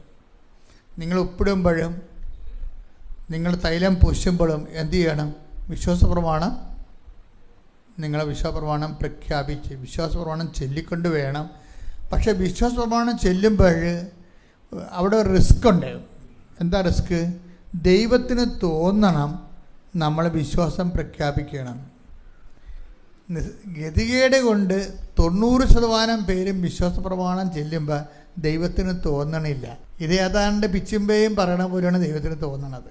അപ്പോൾ ദൈവത്തിന് തോന്നുന്നു ഇതിൻ്റെയൊക്കെ രണ്ടിൻ്റെയും ചെവി ചെമ്പരത്തിപ്പ് വെച്ചിട്ട് ഏതെങ്കിലും ആശുപത്രി കൊണ്ട് ആക്കണമെന്ന് തോന്നത്തുള്ളൂ ദൈവത്തിന്. പല ആൾക്കാരും വിശ്വാസപ്രമാണം ചെല്ലുമ്പോൾ പിച്ചുമ്പയും പറഞ്ഞ പോലെയാണ് ആൾക്കാർക്ക് ദൈവത്തിന് തോന്നണത്. അപ്പോൾ ദൈവത്തിന് തോന്നണതെന്ന് വെച്ച് കഴിഞ്ഞാൽ ഇതിനെ എത്രയും വേഗം ചെവി ചെമ്പരത്തിപ്പ് വെച്ചിട്ട് ഊളംപാറ കൊണ്ട് അഡ്മിറ്റ് ചെയ്യണമെന്ന് തോന്നും. എന്താ കാര്യം? വിശ്വാസപ്രമാണം കണാകുണാന്നും പറഞ്ഞ് ചെല്ലിവിടുകയാണ്. അങ്ങനെയല്ല, വിശ്വാസപ്രമാണം യേശു കർത്താവാണെന്ന് അധരം കൊണ്ടേറ്റ് പറയുകയാണ്. ദൈവം അവനെ മരിച്ചവൾ നേർപ്പിച്ചെന്ന് ഹൃദയത്തിൽ വിശ്വസിക്കുകയാണ്. അപ്പോഴെന്താ സംഭവിക്കേണ്ടത്? അപ്പോൾ രക്ഷ പ്രാപിക്കും, ക്രിസ്തുവിനെ പ്രാപിക്കും. അപ്പം വിശ്വാസപ്രമാണം ഇല്ലാതെ നിങ്ങൾ ഈ ഉപ്പോ ഉടമ്പടി തൈലമോ ഒന്നും ചെയ്തിട്ടൊരു കഥയുമില്ല. ആ വിശ്വാസപ്രമാണം ചെല്ലുമ്പോൾ എന്താണ് വിശ്വാസപ്രമാണം ചെല്ലാൻ കാരണം? അതിൻ്റെ കാരണം എന്താണ്? അത് രക്ഷയുടെ സമവാക്യമാണ്. റോമ 10:9. ആകയാൽ യേശു കർത്താവാണ് എന്ന് അതരം കൊണ്ട് ഏറ്റുപറയുകയും ദൈവം അവനെ മരിച്ചവരിൽ നിന്ന് ഉയർപ്പിച്ചു എന്ന് ഹൃദയത്തിൽ വിശ്വസിക്കുകയും ചെയ്താൽ നീ രക്ഷ പ്രാപിക്കും. അപ്പൊ രക്ഷ പ്രാപിക്കുക എന്നുള്ളതാണ് ഈ വിഷയം. ഒരു വിഷയത്തിൽ നമ്മളുടെ കയ്യിൽ നിന്നൊരു വിഷയം പോയാൽ, നമ്മുടെ കയ്യിൽ നിന്നൊരു വിഷയം പോയി, രോഗിയായി, സുഖപ്പെടണില്ല, സാമ്പത്തികമായി കടമായി, ജപ്തിയായി, ജീവിതം കയ്യിൽ നിന്ന് പോയി. ജീവിതം കയ്യിൽ നിന്ന് പോയാൽ പിന്നെ എന്താ ചെയ്യണത്? അഡീഷണൽ സ്ട്രെങ്ത് ആണൊരു വ്യക്തിക്ക് വേണ്ടത്. അതിന് അഡീഷണൽ സ്ട്രെങ്ത്, ജീവിതം തിരിച്ചു പിടിക്കാനുള്ള അഡീഷണൽ സ്ട്രെങ്ത്. ജീവിതം കയ്യിൽ നിന്ന് പോയാൽ ജീവിതം തിരിച്ചു പിടിക്കാനുള്ള എക്സ്ട്രാ എനർജി എന്ന് പറഞ്ഞാൽ എന്താണ്? അത് ഈ റോമ 10:9 എന്താണ്? യേശു കർത്താവാണ്. ഏറ്റു പറഞ്ഞേ, യേശു കർത്താവാണ് എന്ന് അധരം കൊണ്ട് ഏറ്റുപറയുകയും ദൈവം അവനെ മരിച്ചവരിൽ നിന്ന് ഉയർപ്പിച്ചു എന്ന് ഹൃദയത്തിൽ വിശ്വസിക്കുകയും ചെയ്താൽ നീ രക്ഷ പ്രാപിക്കും. ഇപ്പൊ രക്ഷ നമ്മുടെ ജീവിതം കയ്യിൽ നിന്ന് പോയെന്ന് കാണുമ്പോൾ പിന്നെ രക്ഷപ്പെടാനുള്ള മാർഗം എന്താ? റോമ 10:9. റോമ 10:9 ഫോർമുല എന്താണ്? 1, യേശു കർത്താവാണെന്ന് അധരം കൊണ്ട് ഏറ്റു പറയണം. പിന്നെ എന്താ പറഞ്ഞേ? യേശു കർത്താവാണെന്ന് അധരം കൊണ്ട് ഏറ്റു പറയണം. യേശു കർത്താവാണെന്ന് അധരം കൊണ്ട് ഏറ്റു പറയണം. അപ്പം നമ്മൾ ഏറ്റു പറയേണ്ടത് എന്താ? യേശു കർത്താവാണെന്ന്. ജീവിത പ്രശ്നം വരുമ്പോൾ ആരാണ് കർത്താവായിരിക്കണത്? രോഗം കലശലായി കഴിഞ്ഞാൽ ആരാണ് കർത്താവാകണത്? രോഗാണുക്കളായിരിക്കും, ബാക്ടീരിയ, വൈറസൊക്കെ അല്ലേ. ഇതുപോലെ സാമ്പത്തികം തകർന്നു കഴിഞ്ഞാലും ഇതുപോലെ തന്നെ വരൂ. വേറെ നമ്മുടെ കർത്തൃത്വം വേറെ ആൾക്കാർ, വേറെ പവേഴ്സ് ഏറ്റെടുക്കും. ഇനി ഈ നെഗറ്റീവ് പവേഴ്സിനെ ഡീത്രോൺ ചെയ്യാനുള്ള ഒരു ഫോർമുലയാണ് എന്താണ്? ഈ നെഗറ്റീവ് പവേഴ്സിന് മേൽ പവർ കൊടുത്തിരിക്കുന്നതാണ് ക്രിസ്തു. അതാണ് ബൈബിൾ പറയണത്, ദൈവം സമസ്തവും അവൻ്റെ പാദത്തിൻ്റെ കീഴിലാക്കിയിരിക്കുന്നു. വായിച്ചേ, ശ്രദ്ധിക്കട്ടെ. Hallelujah, hallelujah, hallelujah, hallelujah. യേശുവേ നന്ദി, ഹല്ലേലൂയ, ഹല്ലേലൂയ, ഹല്ലേലൂയ, ഹല്ലേലൂയ. യേശുവേ സ്തുതി, hallelujah, hallelujah, hallelujah. 1 Corinthians 15:27. 1 Corinthians 15:27. ദൈവം സമസ്തവും അധീനമാക്കി തന്റെ പാദത്തിൻ കീഴാക്കിയിരിക്കുന്നു. അപ്പൊ യേശു എങ്ങനെയാണ് കർത്താവായെന്നാണ് 1 Corinthians 15:26 പറയണത്. എങ്ങനെയാണ്? ദൈവം സമസ്തവും, നമ്മുടെ രോഗവും ക്ഷീണവും കടങ്ങളും വഴക്കും എല്ലാ തരത്തിൽ നെഗറ്റീവ് പവേഴ്സും, കുടുംബത്തിനും മന്ത്രവാദം, എല്ലാ സംഭവവും ദൈവം സമസ്തവും പറഞ്ഞ് അവന്റെ പാദത്തിന്റെ കീഴിലാക്കിയിരിക്കുന്നു. അപ്പോഴേ ക്രിസ്തു കർത്താവാകണത് അങ്ങനെയാണ്. അപ്പം നമ്മൾ എന്താ ചെയ്യണത്? യേശു കർത്താവാണെന്ന് അധരം കൊണ്ട് നമ്മൾ ഏറ്റുപറയുകയാണ്. അപ്പം യേശു കർത്താവാണെന്ന് അധരം കൊണ്ട് ഏറ്റു പറയുമ്പോൾ നമ്മുടെ മുമ്പിലുള്ള ഏറ്റവും അതർ ഗോഡ്സിനെ ഡിസ്പെൽ ചെയ്യണതാണ് പിന്നീട് ഒരു ഓപ്ഷനുള്ളത്. അതർ ഗോഡ്സിനെ നമ്മൾ ഡിസ്പെൽ അതർ ഗോഡ്സ് എന്ന് പറഞ്ഞാൽ വേറെ ദൈവങ്ങൾ എന്ന് പറയുമ്പോൾ നിങ്ങളൊക്കെ ഇവിടെ ഹിന്ദുക്കൾ ഇരിപ്പുണ്ട്, മറ്റു തരത്തിലുള്ള പല ആൾക്കാർ ഇരിപ്പുണ്ട്. ഞാൻ ആ മതപരമായിട്ട് വേറെ ദൈവമെന്ന് പറയുകയല്ല. ഞാനിവിടെ അതർ ഗോഡ്സ് എന്ന് പറയുമ്പോൾ മനുഷ്യൻ ദൈവത്തേക്കാൾ പ്രാധാന്യം കൊടുക്കുന്ന പൊന്ന്, അതുപോലെ തന്നെ പണം, ചിലരുമായിട്ടുള്ള ബന്ധങ്ങൾ, ചില വൃത്തികൾ, ഇത് നമ്മൾ എന്തുകൊണ്ടാണ് ഇതുപോലെയുള്ള വ്യക്തികൾക്ക് ആത്മീയ കാര്യങ്ങൾക്ക് ബൈബിളല്ലാതെ വേറെ വ്യക്തികൾ നമ്മളെ ഉപദേശിക്കാൻ നിങ്ങൾ അനുവദിക്കരുത്. എന്താ കാര്യം? അവർ അതർ ഗോഡ്സിൽപ്പെട്ട ആളാണ്, വേറെ ദൈവമാണ്. കാരണം ദൈവത്തിനെ ഡീത്രോൺ ചെയ്തിട്ട് ഇവർ ദൈവമല്ലാത്തതിനെ ദൈവമായിട്ട് വെച്ചുകൊണ്ട് ആണ് നിങ്ങളെ അതിലേക്ക് അടുപ്പിച്ചുകൊണ്ടിരിക്കുന്നത്. അത് മനസ്സിലാക്കാനുള്ള കോമൺ സെൻസ് നിങ്ങൾക്ക് വേണം. അപ്പോൾ യേശു കർത്താവാണെന്ന് അതരം കൊണ്ട് ഏറ്റു പറയുമ്പോൾ യേശുവിൻ്റെ സ്ഥാനത്ത് പ്രാധാന്യം വരുന്ന പല വ്യക്തികളെയും സംഭവങ്ങളെയും പ്രസ്ഥാനങ്ങളെയും ഗുഡ് ബൈ പറയണം. അതാണ് വിഷയം. അതൊരു വേർപാട് ജീവിതമാണ്. ഈ യേശുവിനെ സ്വീകരിക്കുന്നതിന് നല്ല വേർപാട് വേണ്ടി വരും.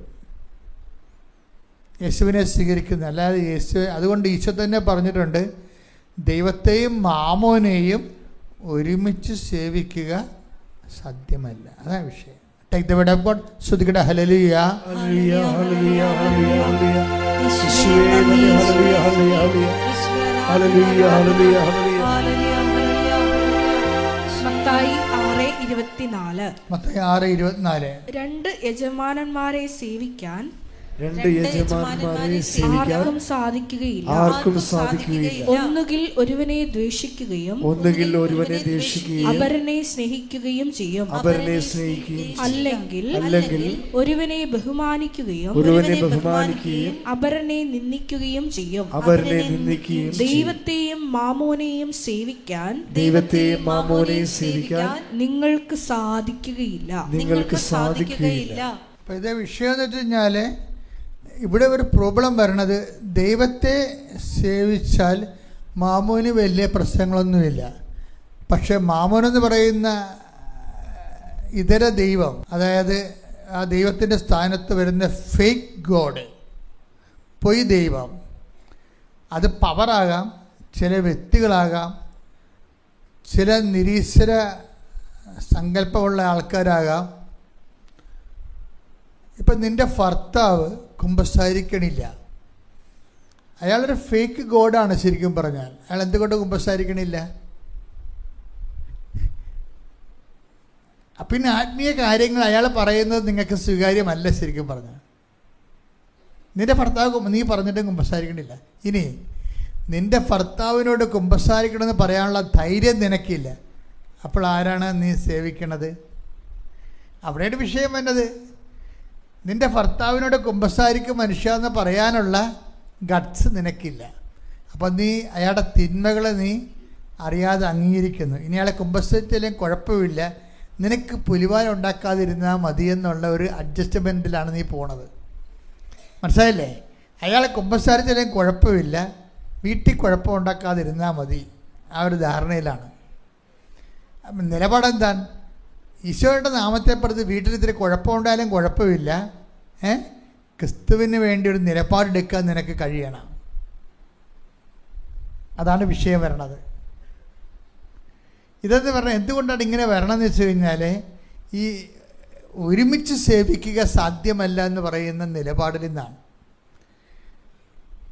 ദൈവത്തെയും ദൈവമല്ലാത്തതിനെയും ഒരുമിച്ച് സേവിക്കുക സാധ്യമല്ല. അപ്പോൾ ഉടമ്പടി എന്ന് പറയുമ്പോൾ നിങ്ങൾ കൊണ്ടുവന്ന് ഉപ്പ് കൊണ്ടുവന്ന് എവിടെയെങ്കിലും സ്കാനിങ് ബോർഡിൻ്റെ താഴെ കൊണ്ടുവന്ന് വിട്ട് വിശ്വപ്രമാണം ചെല്ലണ ചെറിയ പ്രയോഗം മാത്രമല്ല, അതൊരു നിലപാടാണ്. ദൈവത്തിന് നിങ്ങളുടെ നിലപാടിലാണെന്ന് ദൈവത്തിന് തോന്നിയാൽ, നിങ്ങളെ ഉടമ്പടിയുടെ പവർ നമ്മൾ എംപവർ ചെയ്യണത് പലപ്പോഴും നിലപാടിലൂടെയാണ്. ഒരാളിൻ്റെ നിലപാട് ഉടമ്പടിക്ക് പ്രധാനം കൊടുത്തുകൊണ്ടുള്ള ഒരു ജീവിതമാണെങ്കിൽ അതൊരു നിലപാടാണ്. കഴിഞ്ഞ ദിവസങ്ങളിൽ ഒരു സാക്ഷ്യമുണ്ടായി, അതായത് ബിജു കൊല്ലം. അയാളുടെ സാക്ഷ്യം എന്ന് പറഞ്ഞാൽ അന്നേരം ഒരു ഫോറസ്റ്റ് ഓഫീസറാണ്. നമുക്ക് എംപവറിങ്ങോ കിട്ടിയോ ശാക്തീകരിക്കപ്പെട്ടോ എന്നറിയണമെങ്കിൽ ചില ഇഷ്യൂസ് ഡെവലപ്പ് ചെയ്ത് വരുമ്പോൾ എടുക്കുന്ന നിലപാടിലാണത് വരുന്നത്. അത് നിലപാടെന്ന് ഞാൻ പറഞ്ഞില്ലേ. ഇപ്പോൾ കുംഭവരട്ടി എന്നും പറഞ്ഞ് നമുക്ക് ഒരു എക്കോ ടൂറിസം സെൻ്ററുണ്ട്, തമിഴ്നാട്ടിലാണ്, നമ്മുടേതാണ്. അവിടെ ജോലി ചെയ്യുന്ന ആളാണ് ബിജു, ഫോറസ്റ്റ് ഓഫീസറാണ്. ബിജുവിൻ്റെ ലൈഫിൽ ഒരു ചെറിയൊരു അപകടം വന്നു. ആനത്താരയിലൂടെ നമ്മൾ കാട്ടിൽ പോകുമ്പോൾ നമുക്ക് മനസ്സിലാവും, ആനക്കിടങ്ങുകൾ ഉണ്ടാക്കിയിടും. ആനകൾക്ക് പ്രവേശിക്കാൻ പറ്റാത്ത രീതിയിൽ വലിയ ട്രെഞ്ചുകൾ ഉണ്ടാക്കിയിടും. പക്ഷെ മനുഷ്യന് അതിലൂടെ പോകാൻ വേണ്ടി പാഴ്ത്തടികൾ കൊണ്ട് പാലം ഉണ്ടാക്കും. അപ്പോൾ ബിജു ഈ ട്രെഞ്ചിൻ്റെ മുകളിൽ കൂടി പാഴ്ത്തടി പാലത്തെ കൂടി പോവുകയും പെട്ടെന്ന് അത് ഒടിഞ്ഞു പോയിട്ട് അയാൾ തലയിടിച്ച് താഴെ വീണ് കേൾവി പോയി. 1.5 ഡെസിബൽ കേൾവി പോയി. അപ്പോൾ ഡോക്ടർ പറഞ്ഞ് ഇനി പറ്റത്തില്ല, ഇനി ഓപ്പറേഷൻ വേണം എന്ന് പറഞ്ഞ്. ഓപ്പറേഷൻ കിട്ടിയാലും ഇത് കേൾവി കിട്ടുമെന്ന് അറിയത്തില്ലെന്ന് പറയും. അപ്പോൾ ബിജു പറയും, ആലപ്പുഴ ഒരു ഡോക്ടറുണ്ട്, ഓപ്പറേഷൻ ഇല്ലാതെ സുഖപ്പെടുത്തണമെന്ന്. അതാണ് വിഷയം, അതാണ് നിലപാടെന്ന് പറയുന്നത്. ആരെയാ ഉദ്ദേശിക്കണത്? കൃപാസന മാതാവിനെ ഉദ്ദേശിക്കുന്നത്. അതാണ് വിഷയം.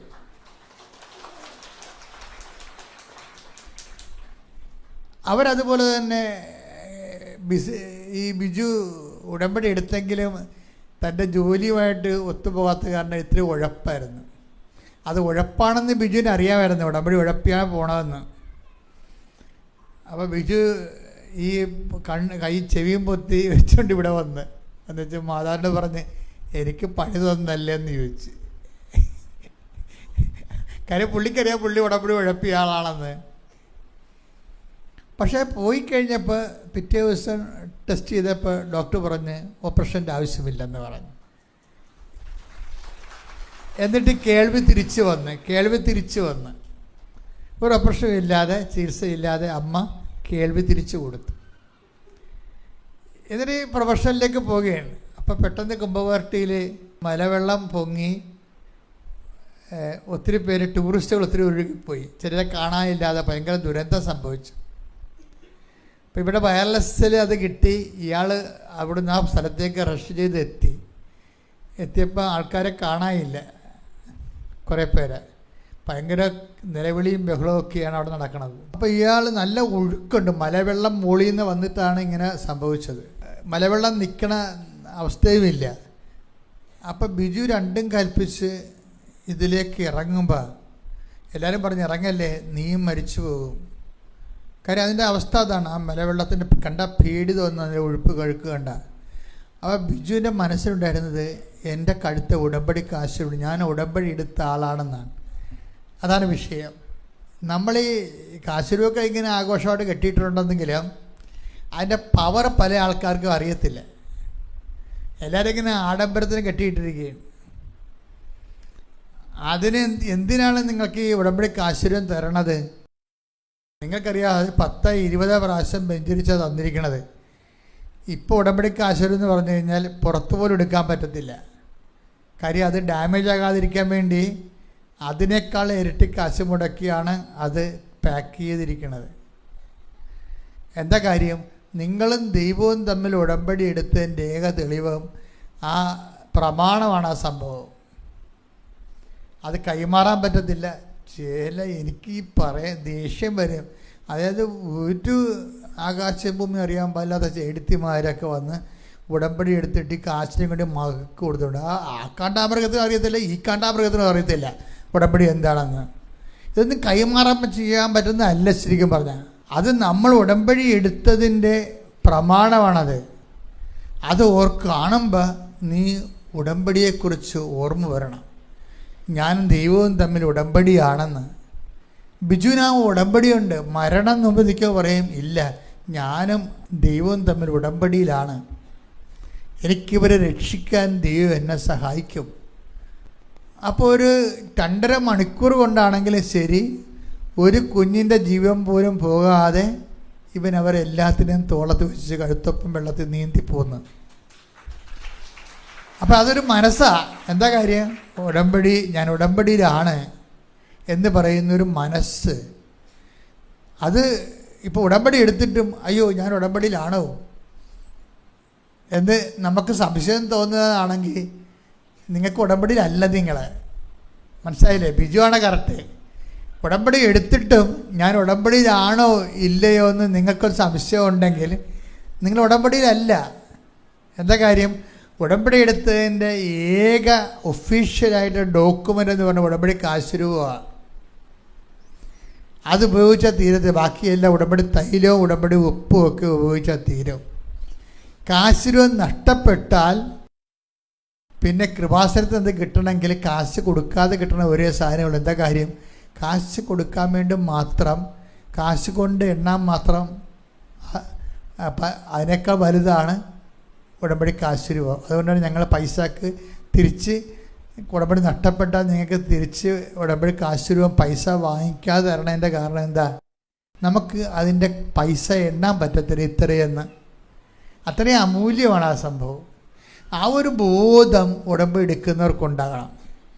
പിന്നെ ഉടമ്പടി എടുക്കുമ്പോൾ തന്നെ നമുക്കൊരു വിഷയം ഉണ്ടെങ്കിൽ ഈ ഉടമ്പടി കാശ് രൂപത്തെ വിശ്വാസപ്രമാണം ചൊല്ലിയിട്ട് ആ വിശ്വാസപ്രമാണം ചൊല്ലിയിട്ട് നമ്മൾ എംപവർ ആകണതും ഉടമ്പടി കാശ് രൂപത്തെ വിശ്വാസപ്രമാണം ചൊല്ലിയിട്ട് ഒരു ഉടമ്പടി ഒരു എല്ലാ മേഖലകളിലും വിശ്വാസം പ്രഖ്യാപിക്കുകയും പ്രയോഗിക്കുകയും വിശ്വാസം പ്രാർത്ഥിക്കുകയും ചെയ്തുകൊണ്ടുള്ള ദൈവത്തിൻ്റെ കൂടെയുള്ള ഒരു സഞ്ചാരമാണ് ഉടമ്പടി എന്ന് പറയുന്നത്. ദൈവത്തിൻ്റെ കൂടെയാണ് നമ്മൾ സഞ്ചരിക്കണം. അപ്പം അതൊരു ടോട്ടലി ന്യൂ ലൈഫാണ് ശരിക്കും. അതുപോലെ തന്നെ നിലപാടുകൾ എടുക്കുമ്പോൾ തന്നെ എല്ലാം വിശ്വാസ സംബന്ധമായി. ചില ആൾക്കാർക്ക് പറ്റുന്നൊരു അബദ്ധം, ചിലർ എന്തെങ്കിലും ഇഷ്യൂ ഉണ്ടാകുമ്പോൾ ആ ഇഷ്യൂവിന് വേണ്ടി മാത്രം ഉടമ്പടി എടുക്കും. അതുകൊണ്ടാണ് നിങ്ങൾക്ക് എല്ലാവർക്കും അനുഭവങ്ങളില്ലാത്തതിൻ്റെ പല പ്രശ്നം ഉണ്ടായി, അതിന് ഉടമ്പടി എടുത്തു. പക്ഷെ അതും നിങ്ങൾ ആ ഉടമ്പടി അനുസരിച്ചാണ് നിങ്ങളെ ജീവിക്കണമെന്ന് ദൈവത്തിന് തോന്നിയാൽ 24 മണിക്കൂറിനുള്ളിൽ ആ വിഷയത്തിൽ തീരുമാനം ഉണ്ടാകും. നിങ്ങൾ ഉടമ്പടി എന്താണ് പ്രശ്നമെന്ന് എന്നോട് ചോദിച്ചാൽ ഞാൻ പറയും, ഇതുവരെക്കും ഉടമ്പടി എടുത്തിട്ട് 3 കൊല്ലമായെങ്കിലും ഉടമ്പടി നിങ്ങൾ എടുത്തിട്ടുണ്ടെന്ന് ദൈവത്തിൻ്റെ പുസ്തകത്തെ രജിസ്റ്റർ ചെയ്തിട്ടില്ല. അതാണ് ആ ഒരു പ്രശ്നം. നിങ്ങൾ ഉടമ്പടി എടുത്ത ആളാണെന്ന് നിങ്ങൾ പറയുന്നുണ്ടെങ്കിൽ അവർ നിങ്ങളുടെ സ്വകാര്യമായ അവകാശവാദം മാത്രമാണ്. നിങ്ങൾ ഉടമ്പടിയിലാണെന്നുള്ളത് ദൈവം അംഗീകരിച്ചിട്ടില്ല. എല്ലാവരും ഒന്ന് എഴുന്നേറ്റ് നിന്ന് സ്തുതിക്കട്ടെ. ഹല്ലേലൂയ, ഒരുമിച്ച് സ്തുതിക്കട്ടെ. ഹല്ലേലൂയ,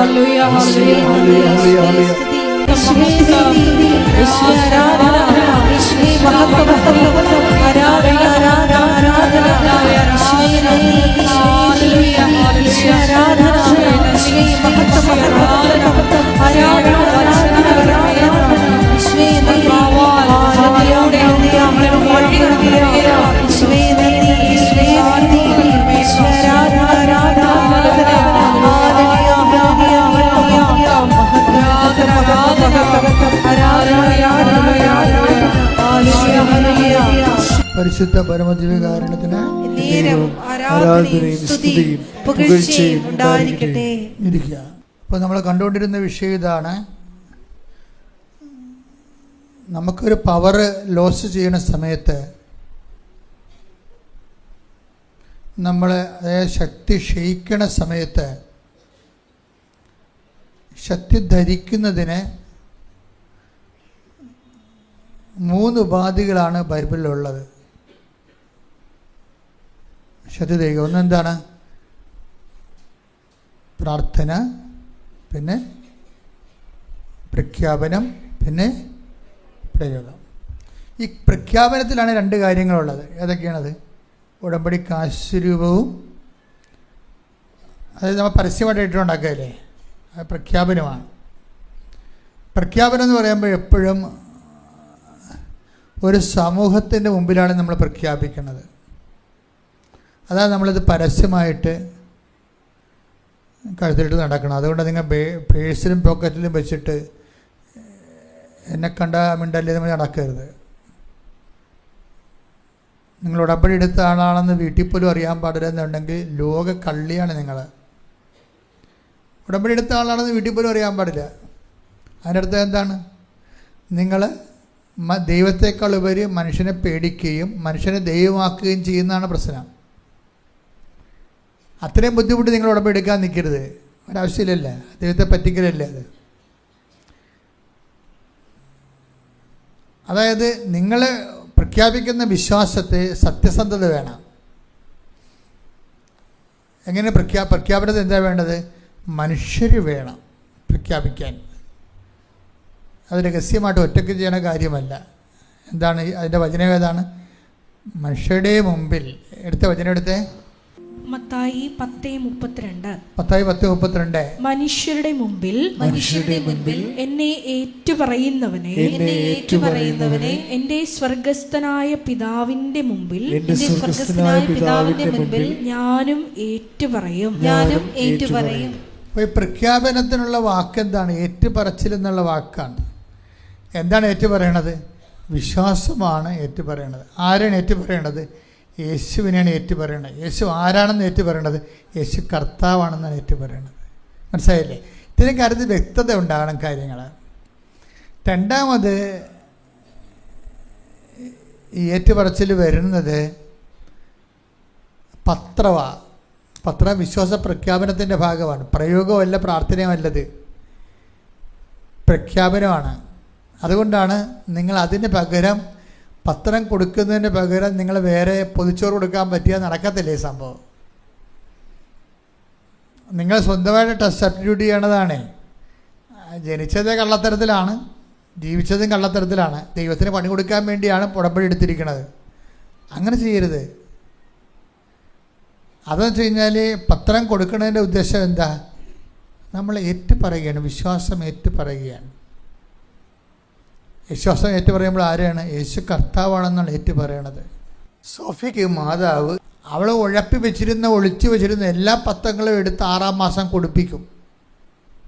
കാര്യം അത് കടവാണ്. അതാണ് ഞാൻ നിങ്ങളോട് പറഞ്ഞത്. നിങ്ങൾ അങ്ങനെ വല്ല കടവാണെങ്കിൽ നിങ്ങൾ അത്രയും സംഭവങ്ങൾ എടുത്ത് വാങ്ങിച്ച് തിരിച്ചു കൊടുക്കേണ്ടി വരും. കാര്യത്തിൽ ഇതിൻ്റെ അകത്ത് കണ്ണടച്ച് ഇരുട്ടാക്കാനൊന്നും പറ്റത്തില്ല. ചില ജന്മന കള്ളികളും കള്ളന്മാരുണ്ടല്ലോ, അവർ ദൈവത്തെ പോലും പറ്റിപ്പ് കാണിക്കും. അങ്ങനെ ചെയ്യരുത്. അവരതൊക്കെ ഒളിച്ചു വെച്ചിട്ട് വേറെ രീതിയിലൊക്കെ ടെസ്റ്റ് ചെയ്തിട്ട് അവതരിപ്പിക്കും. ഇത് ഉടമ്പടി റിലേഷനല്ലേ? ഉടമ്പടി അത് ശരിക്കും നെഗറ്റീവായിട്ട് ബാധിക്കും. അപ്പോൾ വയറ്റിപ്പഴപ്പിന് വേണ്ടി ദൈവത്തിന് പണി കൊടുക്കാൻ വന്നത് കാരണം ദൈവം തിരിച്ച് പണിയുകയും ചെയ്യും. അത് എന്തിനാണ് ഇല്ലാത്ത പണിക്ക് നടക്കുന്നത്? അപ്പോൾ ചെയ്യാനുള്ള സത്യസന്ധമായിട്ട് ചെയ്യണം, സത്യസന്ധമായിട്ട്. അപ്പോൾ ദൈവത്തിന് തോന്നണം നമ്മൾ ഉടമ്പടിയിലാണെന്ന്. അതാണ് മെയിൻ സംഭവം. ദൈവത്തിന് തോന്നണം നമ്മൾ ഉടമ്പടിയിലാണെന്ന്. നമ്മുടെ നിലപാടുകളും നയങ്ങളും സമീപനങ്ങളും എല്ലാം കൊണ്ട് നമ്മൾ ദൈവമായിട്ട് ഉടമ്പടിയിലാണെന്ന് തോന്നണം. അതുകൊണ്ടാണ് ഒരിക്കലും വഴക്കുകളൊക്കെ ഉണ്ടാകും. വഴക്കുകളൊക്കെ ആൾക്കാർ തമ്മിലുണ്ടാകും. പക്ഷെ നമ്മുടെ ഭാഗം ക്രമീകരിക്കാൻ വേണ്ടി അതിനേക്കാൾ വലിയ വഴക്കമുണ്ടാക്കി ആ രീതിയിൽ പഴയതുപോലെ ജീവിക്കാൻ പറ്റത്തില്ല. നിങ്ങളൊരു വഴക്ക് ചിലപ്പോൾ തോറ്റ് മറ്റുള്ളവർ വിചാരിക്കും അവർ പറയണത് ശരിയാണ്. കാര്യം അവർക്ക് സ്വരം ഉണ്ടല്ല, അവർ സ്വരം എടുത്ത് നമ്മളെ തോപ്പിച്ചായിരിക്കും. അപ്പം ശരിയാണെന്ന് വിചാരിക്കും. അവർ പറഞ്ഞത് ശരിയല്ലെന്ന് പറയാൻ വേണ്ടി നമ്മളും അവരെ തോപ്പിക്കാൻ വേണ്ടി അതേ മെഷീനറി ഉപയോഗിക്കാൻ പറ്റത്തില്ല. കാര്യം ഇതെല്ലാം കണ്ടുകൊണ്ടിരിക്കുന്ന ദൈവമാണ് നമ്മൾക്ക് പ്രതിഫലം നൽകണത്. രഹസ്യത്തിൽ അറിയുന്ന പിതാവ് നിങ്ങൾക്ക് പ്രതിഫലം നൽകും. Take the word of God. ശ്രുതികട ഹല്ലേലൂയ.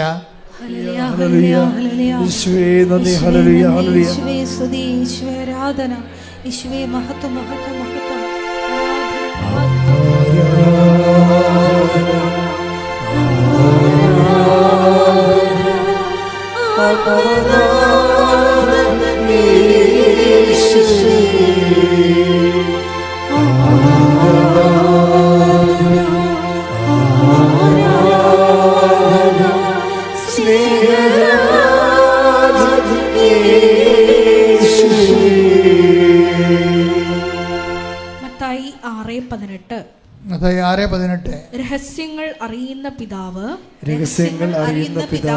നിനക്ക് പ്രതിഫലം നൽകും. ദൈവത്തിന് നിനക്ക് മാത്രം അറിയാവുന്ന കുറേ രഹസ്യങ്ങൾ മറ്റുള്ളവർക്ക് അറിയത്തില്ലത്. അപ്പോൾ ചിലപ്പോൾ ദൈവത്തിന് വേണ്ടി നീ തോറ്റു കൊടുത്തതായിരിക്കും. ഉടമ്പടിയിലെ വിശുദ്ധിയോടെ നിലനിൽക്കാൻ വേണ്ടി നീ അംഗീകരിച്ച് കൊടുത്തതായിരിക്കും. അപ്പോൾ രഹസ്യത്തിൽ അറിയുന്ന പിതാവ് നിനക്ക് പ്രതിഫലം നൽകും. അപ്പോൾ അത് നിൻ്റെ വിശ്വാസത്തിൻ്റെ വിഷയമായിട്ട് ദൈവം ഏറ്റെടുക്കുകയും പിന്നെ എപ്പോഴും നമ്മൾ പ്രാർത്ഥിക്കേണ്ടത്, കേസുകളൊക്കെ ഉണ്ടാകുന്നത് ദുരിതമാണ്. ശരിക്കും കേസുകൾ ഉണ്ടാകുന്നത് ദുരിതമാണ്. അങ്ങനൊരു വാക്ക് ബൈബിളിലുണ്ട് അല്ലേ? നിങ്ങളുടെ ഇടയിൽ തർക്കങ്ങൾ ഉണ്ടാകരുത്, വിജാതിയരുടെ കോടതിയിൽ നിങ്ങളുടെ വിഷയം തീരുമാനിക്കാൻ ഇടവരരുത്. Take the word of God. Hallelujah. Hallelujah, hallelujah, hallelujah. Hallelujah, hallelujah, hallelujah. Hallelujah. 1 കൊറിന്തോസ് 6:5 മുതലുള്ള തിരുവചനങ്ങൾ. 1 കൊറിന്തോസ് 6:5. നിങ്ങളെ ലജ്ജിപ്പിക്കാനാണ് ഞാനിത് പറയുന്നത്.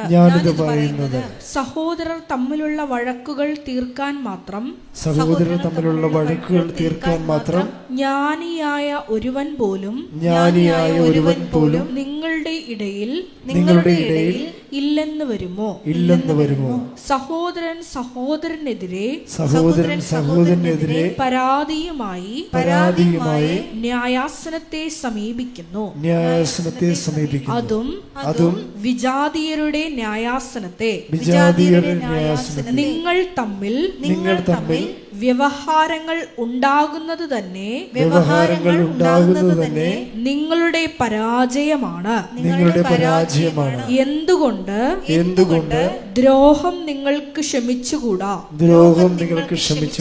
വഞ്ചന സഹിച്ചുകൂടാ. അപ്പോൾ ഇതാ വിഷയം എന്ന് പറയുന്നത്. നമ്മളെപ്പോഴും ഇപ്പോൾ കേസില്ലേ, കുറേ ആൾക്കാർ കേസിൻ്റെ പേപ്പർ കൊണ്ടൊന്ന് എനിക്ക് തരും. അച്ഛാ ഇത്രാം തീയതി കേസാണ്, കേസ് ജയിക്കാൻ വേണ്ടി പ്രാർത്ഥിക്കണമെന്ന് പറയും. ഞാനത് വാങ്ങിച്ച് മാതാവിനെ കൊടുത്തിട്ട് തിരിച്ചു തരും. കാര്യം ആ കേസ് ഞാൻ ചോദിച്ച് എനിക്കറിയത്തില്ല. ഇവർ വക്കീൽ പറയുന്ന എല്ലാ കള്ളത്തരങ്ങളും ഇവർ അംഗീകരിച്ച് ഒപ്പിട്ട് കൊടുത്തിരിക്കും. കാര്യം നമ്മളൊരിക്കലും കേസ് സത്യസന്ധമായിട്ട് പറഞ്ഞാൽ കേസ് ജയിക്കുക? ഒരിക്കലും കേസ് ജയിക്കത്തില്ല. സത്യസന്ധമായിട്ട് പറഞ്ഞാൽ കേസ് നിലനിൽക്കുക? കേസ് നിലനിൽക്കത്തില്ല. പിന്നെ എന്ത് ഇല്ലാത്ത കാര്യങ്ങൾ പറയണം? ഇല്ലാത്ത കാര്യങ്ങൾ പറയണത് തന്നെ നിങ്ങളുടെ തമ്മിൽ വ്യവഹാരങ്ങളുണ്ടെങ്കിൽ നിങ്ങൾക്ക് പരാജയമാണെന്നല്ലേ പറയണത്. ഇല്ലാത്ത കാര്യങ്ങൾ പറഞ്ഞാൽ എന്ത് പറ്റും? അപ്പം തന്നെ നമ്മൾ ഉടമ്പടിയിലും എല്ലാത്തിലും പരാജയപ്പെട്ടിരിക്കുകയാണ്. പിന്നെ നിങ്ങളുടെ ഇടയിൽ നീതി ഉണ്ടെങ്കിൽ, അനീതി ഉണ്ടാക്കാതിരുന്നാൽ മതി. നീതി ഉണ്ടെങ്കിൽ നിങ്ങൾ കേസുമായി മുന്നോട്ട് പോകാം. നീതി ഇല്ലെങ്കിൽ നിങ്ങൾ കേസുമായി മുന്നോട്ട് പോകരുത്. നിങ്ങളുടെ നീതി ഉണ്ടെങ്കിൽ, ഇപ്പോൾ ഭർത്താവിനിടയ്ക്ക് വാങ്ങിച്ച സ്വർണം നിങ്ങൾ പറയണ 50 പവൻ തന്നെന്ന് പറയും. ഞാൻ 50 പവനും കൊണ്ടാണ് വന്നത്, 50 ലക്ഷം രൂപയെന്ന് പറയും. നിങ്ങൾക്കറിയാം നിങ്ങളെല്ലാം കൂടി 20 പവനേ ഉണ്ടായിരുന്നുള്ളെന്ന്. കേസ് ഇപ്പോൾ വക്കീൽ പറയണ 20 പവൻ എന്നാ ഉണ്ടാകാനാണ്, അതുകൊണ്ട് നിങ്ങൾ 50 എന്ന് എഴുതാൻ പറയും. അപ്പോൾ ആരാണ് ഈ ആളും വന്ന് ഉടമ്പടി എടുത്തിട്ടുണ്ട്? വക്കീൽ പറഞ്ഞിട്ടാണ്. ഇപ്പോൾ വക്കീലാണ് അവിടെ കർത്താവ്, യേശു അല്ല. അവിടെ വിഷയം വന്നിരിക്കണത്. യേശു കർത്താവാണെന്ന് പറയുമ്പോൾ യേശുവിൻ്റെ സ്ഥാനത്ത് തീരുമാനമെടുക്കാൻ സഹായിച്ച കള്ളക്കർത്താക്കന്മാരുണ്ട്. അവരോട് ഗുഡ് ബൈ പറയേണ്ടി വരും. എന്താ കാര്യം? വക്കീലിനെ കുറ്റം പറഞ്ഞൊരു കാര്യമില്ല, അയാളുടെ പയറ്റിപ്പഴപ്പാണത്. അതങ്ങനെ പറഞ്ഞാലേ കേസ് നിൽക്കത്തുള്ളൂ. പക്ഷെ അങ്ങനെ പറഞ്ഞാൽ നീ നിൽക്കത്തില്ല. എന്താ കാര്യം? നീ 50,000 രൂപയ്ക്ക് ദൈവത്തിന് ഒറ്റിക്കൊടുത്ത് കള്ളത്തരം പറഞ്ഞിട്ട് അനുഗ്രഹം മേടിക്കാൻ വേണ്ടി ഉടമ്പടി ചെയ്ത് അടിച്ചു മാറ്റാൻ മറുപറയെ വന്നിരിക്കുന്ന ആളാണ്. ദൈവത്തിന് അറിയത്തില്ലേ? അപ്പം നീ കേസ് ജയിച്ചാലും ജീവിതകാലം മുഴുവൻ തോറ്റ ഇഫക്റ്റാണ് വരാൻ പോണത്.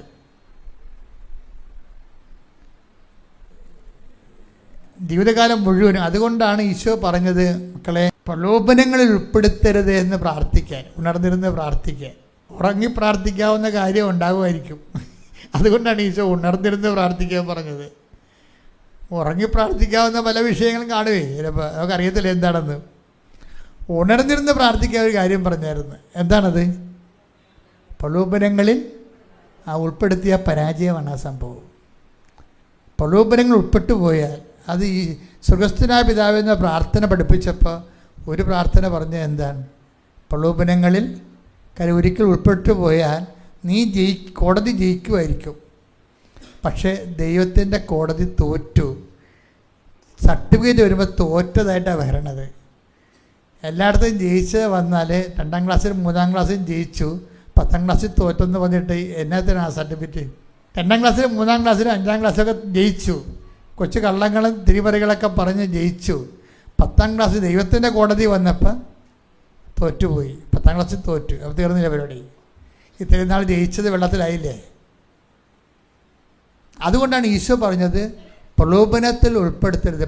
പ്രൊട്ടക്ഷൻ പ്രെയറാണ്. കാര്യം ഒരു മനുഷ്യനെ പ്രാർത്ഥനാ ജീവിതം പരിക്കില്ലാതെ കൊണ്ടുപോകണമെങ്കിൽ ഒന്നാമത്തെ പ്രീ റിക്വസ്റ്റാണ് എന്താണ്?